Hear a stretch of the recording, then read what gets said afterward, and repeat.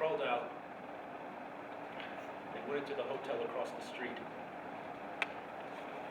Someone was going out as I was coming in. Someone was coming in.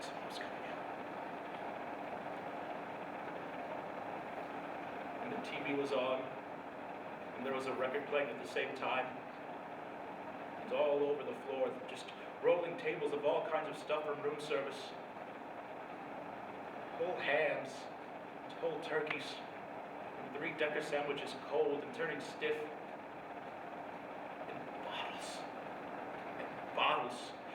Bottles of all kinds of unopened liquors, and buckets of ice cubes. Melting. Someone was going out as I was coming in. And all over the floor of this pad near the river, personal items and all kinds of articles of clothing scattered. Bras and panties and shirts and ties and socks and so on and so forth.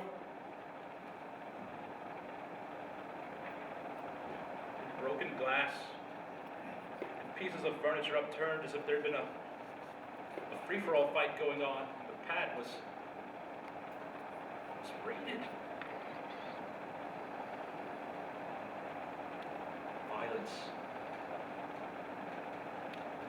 Violence must have broken out in that place.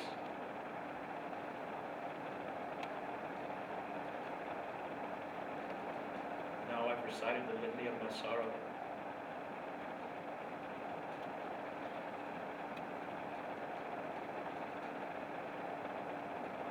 What have you got to tell me? Tell me a little something of what's going on behind you.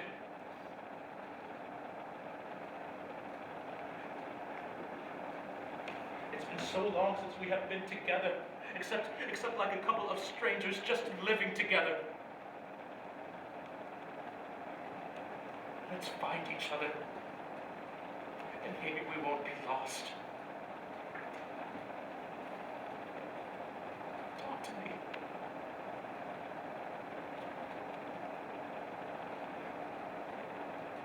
I've thought of you often, but I couldn't call. I thought of you all the time, but I couldn't call. What could I say if I called? Could I say I'm lost? Lost in this city? Passed around like a dirty postcard among people? And then,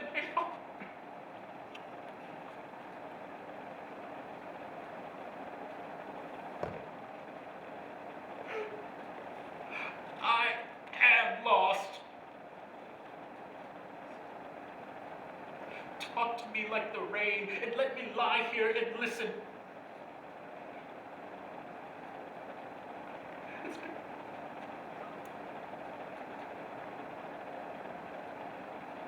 It's been too long a time since we have leveled with each other. Now tell me things.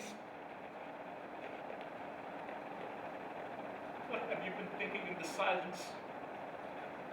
Well, I've been posted around like a dirty postcard. Tell me something.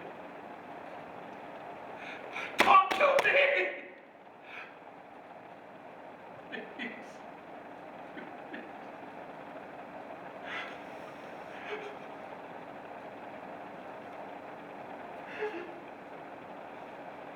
Talk to me like the rain, and I will lie here and listen.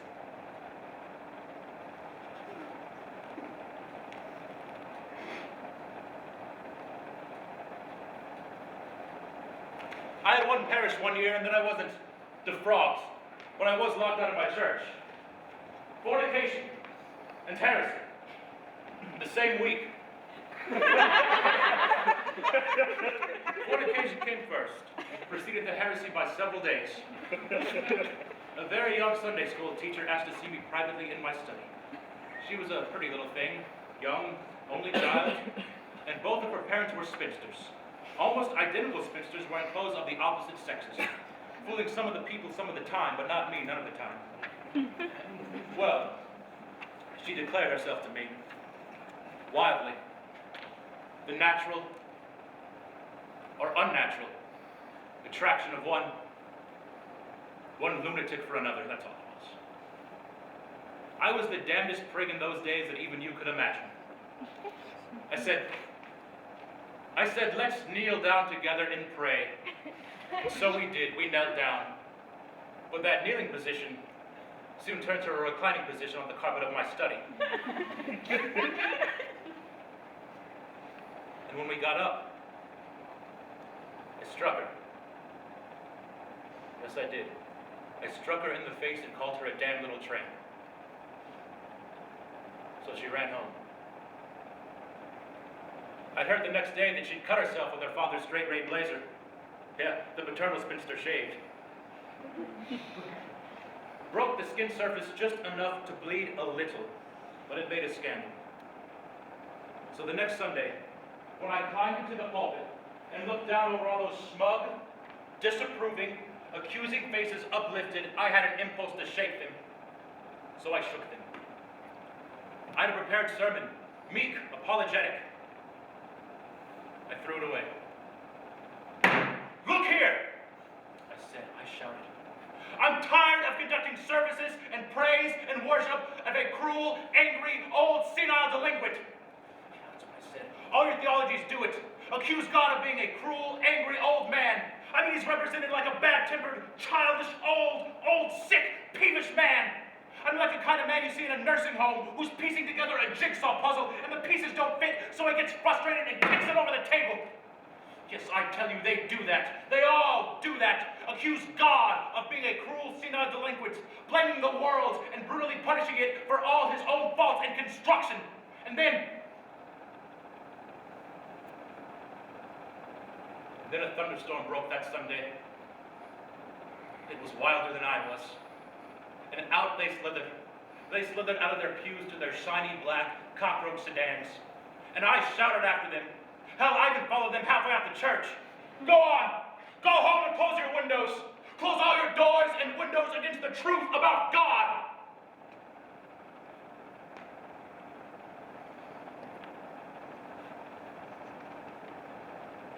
Upshot of it?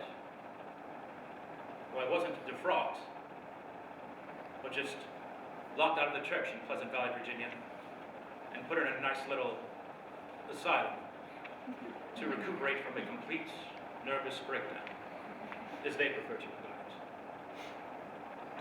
And then I entered my present line, Tours of God's Worlds by a Minister of God with a cross and a round collar to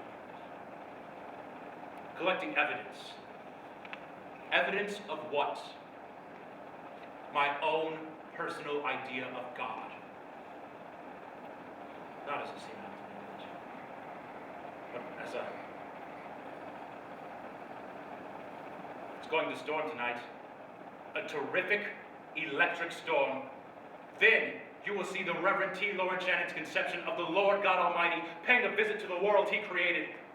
I want to go back to the church and preach the gospel of God as thunder and lightning, and also stray dogs vivisected. That's him! There he is now! God in all his glorious majesty!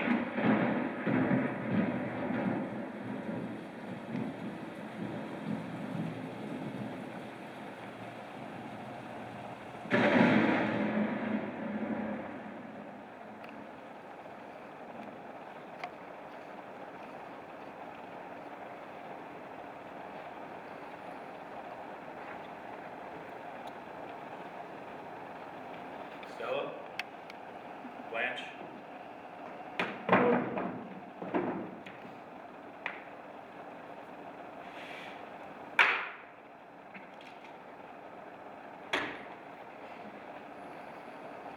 You want me to tell you a story, Blanche? Well, I didn't think you liked my stories. And now you ask me to tell you a joke when you know that I don't know any refined enough for your taste.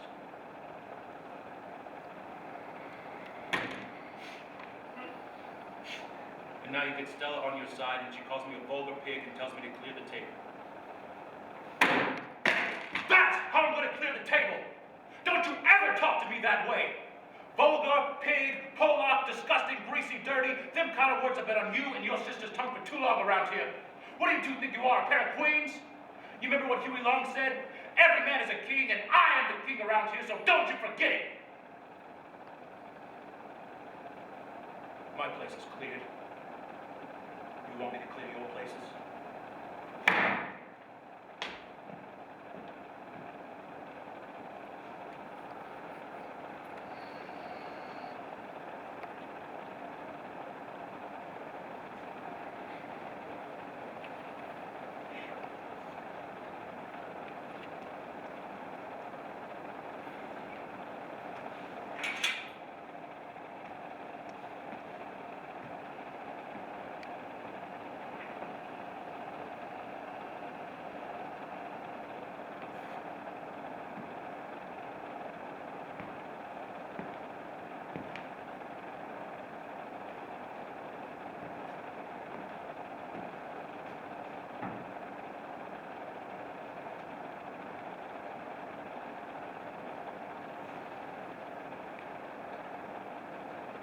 I didn't go to the moon.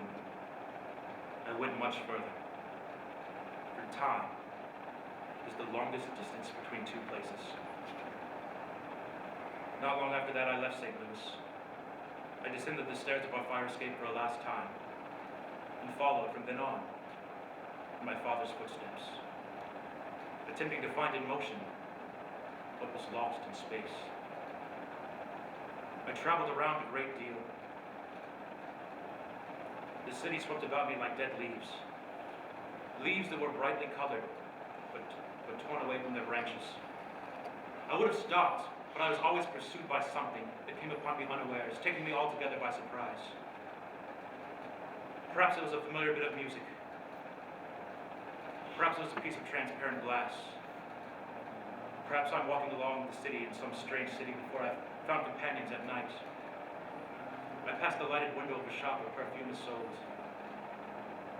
Tiny, delicate bottles, in transparent colors, delicate colors, like bits of a shattered rainbow. Then all at once, my sister reaches out and touches my shoulder. And I turn around to look her into the eyes.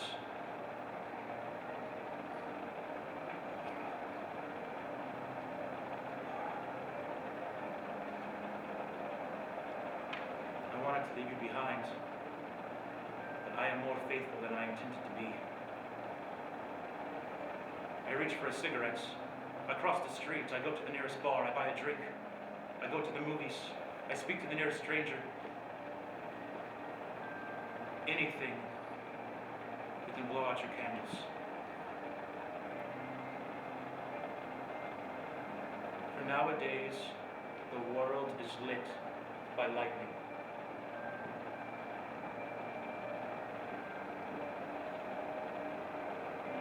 Blow out your candles, Laura. So